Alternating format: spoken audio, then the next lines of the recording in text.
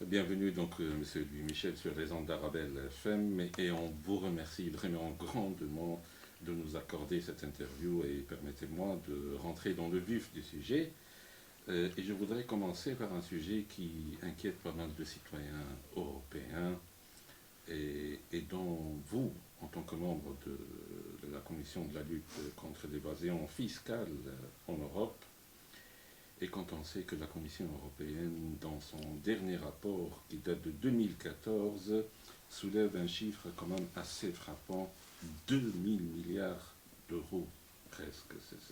C'est le double de l'année 2013. Euh, Comment adopter une stratégie vraiment ferme pour... Mais, tout d'abord, la seule stratégie qu'il faut adopter, c'est une stratégie que tous les pays européens adoptent en même temps. Il faut que les règles qui permettent à d'aucuns, dans le fond, d'échapper à la pression fiscale ou à l'impôt, il faut que ces règles soient les mêmes partout. Premier élément. Deuxième élément, il faut peut-être commencer par avoir une définition commune de ce qu'est l'évasion fiscale. Aujourd'hui, dans le fond, il y a des gens qui disent on fait des montages qui correspondent aux différentes législations ou à un certain nombre de législations dans un certain nombre de pays européens. C'est ce que l'on appelle l'optimisation fiscale, c'est-à-dire qu'on utilise au, totalement chaque loi qui permet l'évitement d'une partie de l'impôt. Dans un nombre important de cas, c'est donc légal. Donc il faut bien faire la distinction entre ce qui est illégal, ce qui est légal et immoral. Ça devient alors, on entre en plein dans le champ du débat politique, et ce qui est carrément illégal. Et donc, je pense que la première chose à faire, c'est ça le problème, c'est qu'on n'a toujours pas une définition commune de ce qu'est l'évasion fiscale, de ce qu'est la fraude fiscale. Donc on n'a pas encore défini. On n'a pas encore défini, on n'a pas tous la même définition de la fraude fiscale. Pour certains, par exemple, le fait d'utiliser de manière complète et aussi les différentes législations ou je veux dire, les manquements, les carences qu'il y a dans un certain nombre de législations de nos États membres, il dit c'est de l'optimisation fiscale, donc c'est légal. Je pense qu'on doit maintenant savoir ce qui est légal et ce qui n'est pas légal. Et on doit le définir. Pour ça, il faut avoir une définition de ce qu'est la fraude fiscale ou l'évasion fiscale. Parce que l'optimisation fiscale vise quand même à quoi? L'objectif de ça. L'objectif d'utiliser des lois et donc de ne pas être illégal. Mais cet objectif-là, c'est quand même d'éviter d'apporter sa contribution au travers de l'impôt au fonctionnement de nos sociétés. Donc quelque part, ça ne devrait pas être fort difficile de faire très clairement d'avoir très clairement une définition de ce qu'est l'évitement fiscal. Si on dit que utiliser à plein je vais dire, des législations différentes ou les faiblesses des législations différentes pour éviter de payer ses impôts, pour moi, c'est de la fraude fiscale. Et donc, il faut nécessairement avoir une conception, une définition qui soit commune à tous les pays européens. Et après ça, il faut essayer d'élargir cette définition, je veux dire, à tous les pays du monde. Mais si déjà, au niveau européen, nous avions une définition commune, j'ai demandé à la Commission, et on pourra revenir certainement plus tard, je sais pas, pendant quelques semaines sur cette question-là, j'ai demandé que l'on dresse un tableau de tous les mécanismes fiscaux de lutte contre le blanchiment et contre l'évasion fiscale pays par pays. Et vous allez voir apparaître très rapidement, bien entendu, là où sont les faiblesses. Et alors, cette commission pourra, de mon point de vue, dresser une liste de recommandations extrêmement strictes. On peut d'ailleurs imaginer aussi avoir une sorte d'agence qui chapeaute tout ça et qui, quelque part, centralise éventuellement les plaintes, mais centralise aussi et contrôle État par État l'exécution des règles nouvelles que l'on devra nécessairement établir. En revenant à la Commission européenne, qui est donc l'institution exécutive de l'Union européenne, il y a quelques jours, M. Juncker a parlé de ce problème, et lui, il propose de créer une sorte de magistrat, un groupe de magistrats européens qualifiés et qui seront experts dans la matière. Et il a parlé d'un tableau de bord européen. franchement, je n'ai pas encore compris cette proposition. Mais si, ça vise, il a raison. Ça correspond un peu à ce que je viens de dire. Il a raison. Il est évident que si vous avez une coupole par laquelle transitent toutes ces différences, et surtout si vous avez une coupole au-dessus de la mêlée, qui ne soit pas politique, et qui puisse vérifier si les États membres respectent leurs obligations et leurs lois pour lutter contre le blanchiment, ou pour lutter contre la fraude fiscale, ou pour lutter contre l'optimisation fiscale, si on a quelque part la possibilité de faire chaque année un rapport État par État, on aura très vite débusqué l'État qui ne joue pas le jeu. Aujourd'hui, il y a des États européens qui ne jouent pas le jeu, même par rapport à ce qui existe. Or, on ne sait jamais vérifier exactement s'ils le respectent ou s'ils ne le respectent pas. Vous savez, la frontière entre l'optimisation fiscale légale et l'évasion fiscale, c'est même pas une feuille de papier à cigarette. Hein. Et donc, il faut qu'on sorte de ce flou. Parce que tant qu'il y a ce flou, tant qu'il y a interprétation sémantique même sur ces questions, ben, il y a toujours des échappatoires. Et il faut empêcher qu'il y ait des échappatoires. L'enjeu est quand même colossal. Vous avez cité le chiffre, 2000 milliards d'euros par an d'évasion fiscale. Est-ce qu'on mesure ce que l'on pourrait faire, par exemple, pour réindustrialiser l'Europe, ce qu'on pourrait faire pour intégrer plus l'Europe? On pourrait faire je dirais, tous nos problèmes seraient quasiment résolus. Ce que l'on pourrait faire pour amoindrir ou pour diminuer les dettes souveraines des États, qui parfois les empêchent, qui d'une certaine manière nous empêchent de faire de la croissance. Donc je pense que si on ne prend pas politiquement à bras-le-corps cette question, et je pense que c'est maintenant qu'il faut le faire. Et donc je suis assez d'accord avec Juncker. La proposition de Juncker va dans ce sens-là. Alors attention, hein. Même la proposition de Juncker, qui n'est pas la proposition la plus radicale, vous verrez que ce sera difficile de faire en sorte que tous les États la soutiennent. Parce qu'il y a des États qui, dans le fond, tablent de manière malsaine, il faut le dire, sur des divergences légistiques pour évidemment avoir un effet attractif sur un certain nombre de sociétés ou de personnes même qui utilisent les lacunes des différents systèmes pour faire de l'évitement. Justement, en revenant pour cette proposition, vous avez posé la bonne question, est-ce que tous les États vont soutenir cette proposition? Quand on parle de la Belgique, notre pays, notre Premier ministre, il dit, bon, pour sortir par le haut de cette situation, il a été décidé d'adopter la procédure de silence propre. Oui, mais la procédure de silence, ça c'est une procédure justement qui oblige, je ne sais pas si c'est à ça que vous faites référence, mais une procédure de silence, c'est une technique pour forcer les États qui s'opposent à une majorité d'autres États à sortir du bois. Et donc, d'une certaine manière, à avouer qu'elles ne sont pas d'accord avec la position la plus rude ou la plus sévère. Donc, moi, je pense que c'est une technique qui peut être utile. Parce que moi, je l'ai utilisée notamment à l'OTAN pendant la guerre en Irak. Robertson a utilisé contre moi, puisque j'avais actionné mon droit de veto, Robertson a utilisé la procédure de silence pour m'isoler. Ici, c'est plutôt vertueux. Une procédure de silence isole nécessairement ceux qui ne veulent pas respecter les règles générales ou les règles que les autres partagent ou que le plus grand nombre partage. Monsieur Charles Michel n'a pas mis d'opposition à la proposition de M. Juncker, mais il a dit qu'on devait encore attendre un peu pour voir plus clair. Et je n'ai pas compris, il fait allusion peut-être à un état précis. Je pense que, évidemment, écoutez, on ne peut pas comme ça aveuglément accepter une proposition. Il est absolument, je pense, en tout cas savoir qu'il est absolument en faveur de beaucoup plus de sévérité et de rigueur. Par exemple, pour ce qui concerne le parquet européen, on avait dit que la Belgique était plutôt réticente, c'est totalement faux. On est tout à fait favorable à ce que, par exemple, la fraude fiscale fasse partie de la compétence de ce parquet européen, que donc les procureurs pourront poursuivre, par exemple, le carrousel TVA et toutes ces choses-là. Donc non, la position de la Belgique est très rigoureuse là-dessus, est très radicale. Maintenant, ici, pour une proposition, un Premier ministre ne peut pas comme ça dire à la seconde, oui, je suis pour, oui, je suis contre. Il est indiscutablement pour l'objectif. Maintenant, je suppose que ce qu'il veut voir, c'est aussi savoir si la proposition qu'on va faire va bien concerner tout le monde et que certains pays ne pourront pas, comme la Grande-Bretagne l'a si souvent fait, utiliser l'opt-out pour ne pas suivre les règles que les autres auront ensemble décidées. Alors pour terminer ce volet, je reviens au chiffre à 2000 milliards. Il y a 10% de ce chiffre, 200 000 milliards, 200 milliards d'euros qui sont liés à la non-redevance, le non-paiement des TVA.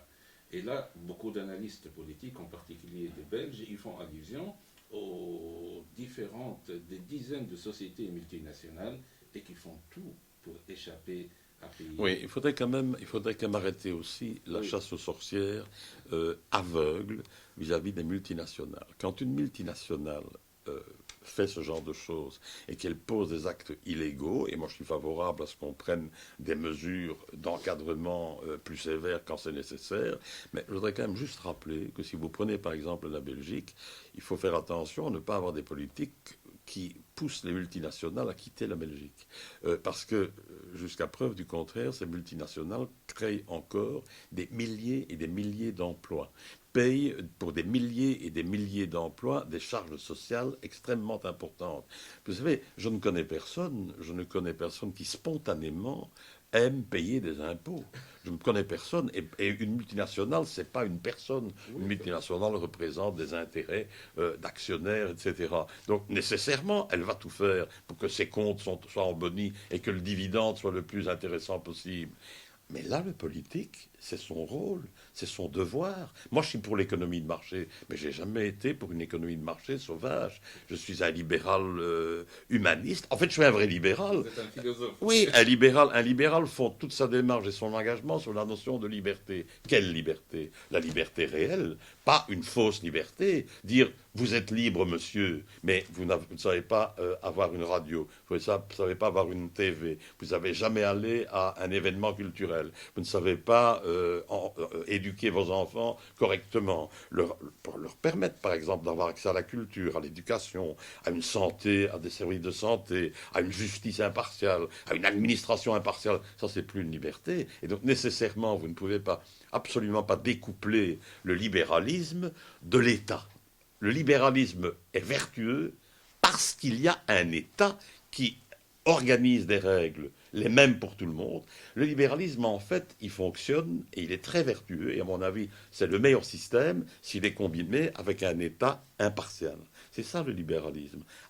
Permettre à chaque citoyen d'accéder à l'épanouissement le plus complet de tout ce qu'il a en lui. Et donc, c'est pour ça que le libéralisme est aussi extrêmement sensible à la notion d'excellence. Moi, j'ai déjà souvent dit dans mes discours, je préfère de loin un manœuvre qui fait son travail avec excellence qu'un ministre qui le fait sans conscience. Je pense que c'est important, ça. Pour moi, il n'y a pas de distinguo, il n'y a pas de hiérarchie, de statut entre les êtres humains sur cette planète. Il y a ceux qui apportent leur contribution et leur sens des responsabilités personnelles avec excellence, et puis il y a les autres. Mais je ne fais pas de ranking. Pour moi, un ministre n'est pas mieux qu'un manœuvre n'est pas moins qu'un prof d'UNIF, etc. La société, elle a besoin de tout le monde. Mais elle a besoin de tout le monde dans une contribution sincère et honnête. Voilà. Et nécessairement, vous ne pouvez pas être, revenant à la notion de liberté, vous ne pouvez pas jouir de la liberté réelle si l'État, si la puissance publique ne vous accompagne pas pour vous permettre l'accès égal, impartial, à tout ce que la société, pas seulement est en droit, mais est en devoir d'offrir aux concitoyens. Alors, nous passerons à un deuxième volet qui est là aussi dans vos compétences, puisque vous êtes membre aussi de la Commission des droits de l'homme. Et moi, je voudrais parler des droits de l'enfance en Europe. Et je sais qu'au futur, très proche, il sera l'un de vos chevaux de bataille, si ce ne sera pas le premier. Le dernier rapport des Nations Unies, il évoque la maltraitance des enfants, il évoque la mendicité. Il a bien ciblé l'Europe et il a dit le nombre a triplé. Il a dit que l'Union européenne doit bouger très vite pour atténuer cette montée extraordinaire là, Qu'est-ce que vous dites sur ce Ah, sujet? on peut évidemment être que d'accord. Moi, j'ai été toujours un témoin privilégié, par exemple, de l'immense souffrance et de l'immense injustice humanitaire même que les enfants ont à subir dans le monde. Vous savez, là où il y a des conflits, les premières victimes, c'est qui? C'est les enfants et c'est souvent leurs mamans et les femmes qui sont dans le fond, dans la société, des catégories humaines qui sont plus faibles, qui peuvent moins se défendre. Et donc l'enfant est par définition vraiment le symbole le plus fort, évidemment, du prix que l'on paye à un manque d'État, à un manque de solidarité, à un manque de pacification, à un manque, dans le fond, d'implication et à un manque de prise de responsabilité, souvent, des gouvernements de ces pays-là. Vous savez, moi, quand je vois, par exemple, la formidable capacité de rebond des enfants dans des pays extrêmement pauvres, quand je vois l'appétence, l'appétit que ces enfants ont pour apprendre, pour aller à l'école, les enfants eux-mêmes veulent aller à l'école, mais quand je vois quelle est la réponse de la puissance publique, parfois dans des pays africains très riches, Vous êtes un expert. oui, et quand je vois le peu de cas que l'on fait de l'enfant, ben, c'est évident. Et dans nos sociétés modernes, ben, il est évident que se créent des écarts, des gaps entre des enfants qui ont à peu près tout et des enfants qui n'ont à peu près rien. Vous savez, je vais certainement vous surprendre si moi je dis, il y a un grand slogan, surtout dans les partis politiques en Belgique, qui dit un enfant est un enfant, donc l'allocation familiale doit être la même pour tous. Moi, je dois vous dire que je trouve ça une approche surprenante. Moi, je ne crois pas ça. Je pense que mes enfants étaient nécessairement euh, privilégiés par rapport à des enfants de gens qui gagnaient beaucoup moins leur vie. Donc, est-ce que ce que je recevais comme allocation familiale pour mes enfants, est-ce que j'en avais vraiment besoin? Cet argent-là aurait mieux servi à augmenter l'allocation de ceux qui en avaient vraiment besoin. Et puisqu'il y a un principe qu'on admet en fiscalité qui est la capacité contributive des citoyens, c'est-à-dire les épaules les plus larges, vous connaissez l'expression, les épaules les plus larges doivent prendre les fardeaux les plus lourds, ce qui me paraît quand même juste. C'est quand même important, ça. Et je pense que aujourd'hui, effectivement, l'écart, dans le fond, entre des enfants de familles aisées et des enfants de familles beaucoup moins aisées ou pauvres, mais ne cesse que de s'élargir. Pourquoi? Parce que même dans les familles pauvres, on se sent obligé de faire des dépenses coûteuses juste pour que l'enfant ne soit pas en décrochage par rapport aux autres. Prenez le formidable marché que représente, marché économique et commercial que représentent les iPhones, les GSM, les iPads, tous les jeux, les consoles, etc. Ben, j'observe souvent que même dans des familles pauvres, ben, on achète quand même, on fait des efforts pour acheter ce genre de matériel, ben, pour ne pas avoir un sentiment d'être en décalage par rapport à ceux qui ont facile pour les avoir. Tout ça représente évidemment de formidables coûts au pouvoir d'achat de ces gens. Et donc, il y a toute une éducation qui doit suivre tout ça. La puissance publique doit être beaucoup plus active. Vous savez, dans nos démocraties social-démocrates, il y a une conception qui parfois semble suffire, mais qui ne suffit pas. C'est la conception d'égalité de chance. Mais moi je dis souvent, même si, par un miracle, on était tous nés de la même manière, si vous ne combinez pas ça avec la justice sociale, qui sont deux concepts complémentaires, mais vous devez nécessairement accoler à l'égalité, à la notion d'égalité de chance, la notion de justice sociale. Quel est le rôle de la justice sociale? Et c'est là où on doit travailler sur les enfants. Le rôle de la justice sociale, c'est justement de combler l'inégalité culturelle et matérielle dont pâtissent certains enfants. C'est-à-dire de donner un coup de pouce pour, dans le fond, corriger les effets de la nature. La nature ne nous fait pas naître tous avec le même niveau d'intelligence, le même niveau de sensibilité, le même niveau physique, le même niveau de la santé, etc. Et donc, quelque part, la notion de justice sociale et l'architecture d'État institutionnel qu'il faut construire à partir de cette notion doit corriger justement ces inégalités. Donc l'égalité de chance sans la justice sociale, elle conduit à quoi? Elle conduit à une formidable, une compétition, je dirais presque sordide et vulgaire, parce que si vous ne faites que Imaginons, tout le monde est le même au départ, qu'est-ce qui va se produire? Les plus forts vont émerger, et les plus forts vont exploiter les plus faibles. Et donc il faut nécessairement des mécanismes et de correction et d'accompagnement des plus faibles. Et pour les enfants, ça a toujours été en tout cas, ça commence à l'école. Hein. Ça commence à l'école. Vous savez, j'ai fait les plus beaux projets, les plus efficaces en tout cas, quand on finançait des cantines scolaires dans les pays en voie de développement. Ça avait beaucoup, beaucoup plus d'effets positifs que de donner de l'argent au gouvernement pour faire de la santé ou pour faire de l'éducation. Pourquoi? Parce que dans les pays en voie de développement, quand on organisait des repas pour les enfants à l'école, eh bien les filles venaient à l'école aussi, les parents envoyaient les filles aussi. Et c'était le levier le plus puissant pour permettre de scolariser beaucoup plus de filles. Vous savez qu'en un an, hein, dans certains pays, on est passé de 43-44% de scolarisation au niveau primaire des filles à 90%, juste parce que il y avait une cantine scolaire. On a même financé des projets encore plus beaux que ça. C'était à Haïti, ça.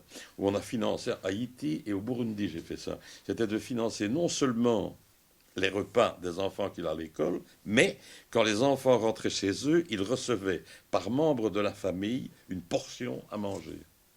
Vous aviez du 100% de présence. C'est deux fois rien. Et quand je pense, parce que vous me faites penser à quelque chose, c'est évidemment scandaleux. Hier j'ai observé, il y avait une émission en Belgique. Hein, en Belgique, eh bien, vous devez savoir que en Belgique, chaque Belge jette pour plus de 200 € par an de nourriture. Dans la poubelle. De la poubelle. Alors vous savez que par exemple en Grande-Bretagne, à Londres, tous les jours, on jette 10 millions de pots de yaourt, soi-disant qu'ils sont périmés, alors qu'on pourrait très bien encore les manger. Mais évidemment, les sociétés, que font-elles? Elles périment plus vite. Hein, elles disent que c'est plus vite périmé pour évidemment renouveler. Et donc, c'est tout à fait intolérable. On voit d'ailleurs de plus en plus, c'était une émission qui s'appelait Coûte que coûte en RTBF, oui. On voit d'ailleurs de plus en plus aujourd'hui des groupements, des associations qui luttent contre ce gaspillage. Moi, je vois par exemple dans ma commune de Jodogne, eh bien, il y a 4 grands magasins, et ces 4 grands magasins donnent des surplus. Bon, hein, pour les gens qui ont plus difficile, les restos du cœur, etc. Il y a un magasin de l'aise au centre-ville. Eh ben oui, mais donc il faut saluer ça. Et on commence à en prendre conscience. Mais quand on voit toute la pauvreté qu'il y a, c'est quand même inconvenant de voir tout ce qu'on jette et tout ce qu'on gaspille. Ça m'a fait grand plaisir parce que moi je me rappelle quand vous étiez commissaire européen, là vous avez fait vraiment des travaux colossaux, énormes.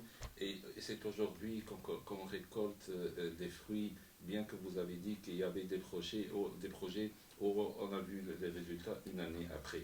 Je voudrais juste poser l'avant-dernière question concernant ce sujet aussi. Pour les enfants handicapés qui sont très exploités, beaucoup d'ONG, beaucoup d'organisations dans ce domaine critiquent un peu l'Union européenne. Ils disent qu'elle fait très très peu. Oui, mais est-ce que je peux aussi... Oui, d'accord, mais est-ce que je peux aussi vous dire que avant de critiquer l'Union européenne, qui, je le rappelle au passage, est de très loin le premier donateur du monde, hein, nous dépensons chaque année plus de 60 milliards, maintenant c'est près de 65 milliards d'euros, pour l'aide publique au développement. C'est le chiffre, hein, il est vérifiable. Bon, j'aimerais aussi retourner un peu la question. On peut critiquer l'Union européenne, elle le fera peut-être jamais assez, on peut encore faire beaucoup plus. Moi, j'ai d'autres sujets d'inquiétude par rapport à l'Union européenne, par rapport à l'aide publique au développement. Je pense qu'on devrait faire beaucoup plus d'aide directe aux États, surtout quand ces États ont de la bonne gouvernance, ou en tout cas quand on peut contrôler leur bonne gouvernance, plutôt que de systématiquement passer par des opérateurs indirects. Mais je voudrais quand même poser la question, comment est-ce que vous, journalistes, vous n'allez pas non plus de temps en temps titiller ou critiquer ou mettre la pression sur les gouvernements de ces pays et de ces pays pauvres. Vous savez, moi je connais un pays en Afrique subsaharienne qui est sans doute aujourd'hui le pays le plus riche du monde en matières premières, etc. Vous savez, il est le 228e sur 228 à l'indice de pauvreté. Alors, Je pense qu'il y a plus de raisons de critiquer des gouvernements comme ceux-là que de critiquer l'Union européenne. Le problème de l'Union européenne dans l'efficacité, c'est deux choses. Je dirais même trois. C'est que on est quelque part les héritiers du néocolonialisme quand même, et donc nos politiques de développement pendant très longtemps, pendant trop longtemps, ont été des politiques que je qualifierais de caritatives, un peu de dame patronesse, c'est-à-dire on donnait, mais quand on donne à quelqu'un, on établit une relation de dépendance. On n'est pas des partenaires égaux en droit. Si moi je vous donne, vous me devez quelque chose. Et si vous me devez quelque chose, moi j'ai un pouvoir excessif sur vous. Et donc, trop d'États refusent encore de passer par la Commission pour mener une politique de coopération cohérente et véritablement coordonnée. Donc, premier problème. Deuxième problème, nous sommes aussi au niveau de l'Union européenne tenus à respecter des procédures qui, au fil du temps, sont devenues de plus en plus lourdes, procédures qui visent à empêcher la corruption. Bon, parfois, c'est tellement excessif qu'entre le moment où on décide une aide et le moment où l'aide arrive, d'abord, on a perdu 40 à 50% de l'enveloppe en consultation, en audit, en contrôle de toutes sortes. Mais il faut parfois 4-5 ans. Vous l'avez dit tantôt, j'ai initié au début de mon mandat de commissaire plein de projets qui sont venus à exécution 5, 6, 7 ans après. Ça, c'est pas normal. Ça, c'est pas normal. Alors que l'Union européenne ne fait pas assez par rapport à ce qu'elle pourrait faire. Oui, on ne fait jamais assez. Mais moi, je suis quand même... Vous savez, j'ai proposé. C'était une manière de concrétiser ça. J'avais dit à l'Union africaine, si vous créez un fonds de ressources naturelles, donc c'est très, très facile. Chaque pays africain qui a des ressources naturelles verse 1% de son revenu des ressources naturelles dans un fonds de l'Union africaine. Et si vous faites ça, moi je me fais fort de venir avec donc pour 1 euro que vous apportez à partir de vos ressources naturelles, nous doublons la mise, vous venez avec... Ça faisait des milliards d'euros. J'attends encore toujours que l'Union africaine fasse le fond. On espère. Donc, dernière question qu'on pose toujours à tous nos invités. Si je vous pose la question, et je sais que vous êtes un grand philosophe, l'optimisme pour vous, que signifie-t-il? L'optimisme, pour moi, c'est de croire que l'homme est perfectible. C'est que... oui, pardon, on me dit de reprendre la question. Donc, dernière question qu'on pose toujours à nos invités. Si je vous dis, que pensez-vous? Qu'est-ce que vous dites si je vous dis le mot optimisme? C'est très facile, c'est une bonne question. Pour moi, je vais faire le distinguo. Si je ne suis pas socialiste, c'est parce que je suis un optimiste de l'homme. Je crois que l'homme est perfectible. Je crois que l'homme a droit à plusieurs chances. Je crois que l'on peut se tromper et que l'on peut se corriger. Donc je pense que l'homme, la grandeur d'un homme, c'est qu'il peut grandir avec le temps, avec l'expérience. Si je dis que je suis libéral, c'est pour ça. Je crois vraiment, je suis optimiste de l'homme. Je crois que l'homme est meilleur que mauvais par nature. Je pense que mes amis socialistes, eux, pour ça que tout ça est légitime, mais eux pensent qu'il faut véritablement faire les choses à la place des hommes. Et donc en caricatural, évidemment, je dis un libéral, c'est un optimiste de l'homme, un socialiste, c'est un pessimiste de l'homme. Mais les deux sont légitimes. Louis Michel, ex-ministre des Affaires étrangères belge, qui a marqué l'histoire belge et qui continue toujours à la marquer, ex aussi commissaire européen, actuel député européen. On vous remercie grandement d'avoir accepté de nous accorder cette interview pour Arabelle. Avec plaisir. Merci beaucoup.